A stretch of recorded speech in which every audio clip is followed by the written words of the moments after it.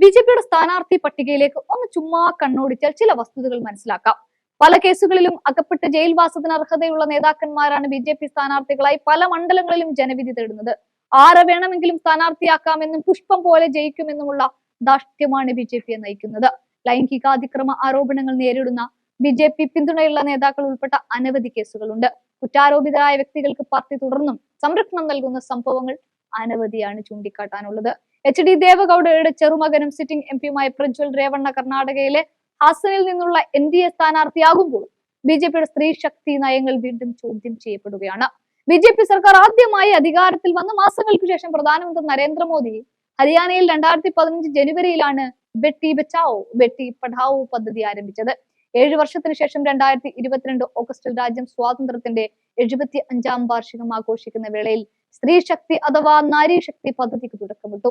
ചെങ്കോട്ടയിൽ നിന്ന് സ്ത്രീകളെ അപമാനിക്കുന്ന എല്ലാ പെരുമാറ്റങ്ങളും അവസാനിപ്പിക്കാൻ ആഹ്വാനം ചെയ്യുകയും ചെയ്തു. എന്നാൽ ഇതിനോടൊന്നും നീതി പുലർത്തുന്ന പ്രവർത്തനമല്ല പിന്നീട് ബിജെപി കാഴ്ചവെച്ചിട്ടുള്ളത്.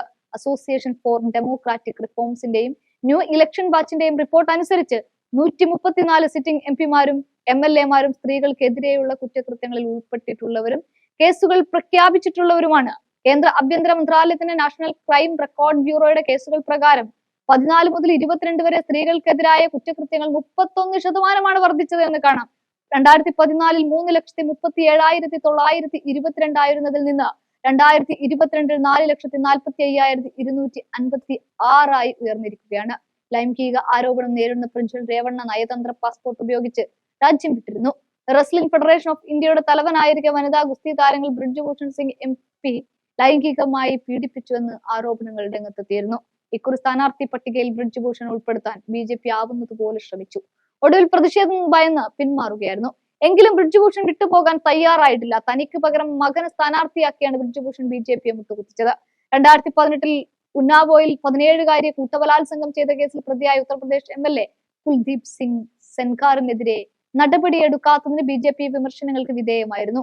MLA പുറത്താക്കണമെന്ന ആവശ്യങ്ങൾക്കിടയിൽ ഉന്നാവോ MLA-യെ വളരെ മുൻപ് തന്നെ സസ്പെൻഡ് ചെയ്തതായി 2019 BJP പറഞ്ഞിരുന്നു.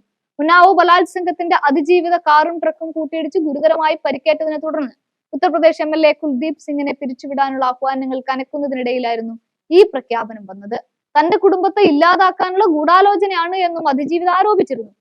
ബംകർ മൌവിൽ നിന്ന് 4 തവണ MLA ആയ കുൽദീപ് സിംഗ് സെൻകാറിനെ ബലാത്സംഗ കുറ്റം ചുമത്തി 2018 ഏപ്രിൽ അറസ്റ്റ് ചെയ്യുകയും ചെയ്തു. അതിജീവിതയുടെ പിതാവ് കസ്റ്റഡിയിൽ മരിച്ചതിന്റെ 10 വർഷത്തെ ജയിൽ ശിക്ഷ അനുഭവിക്കുകയാണ് പഴയ MLA.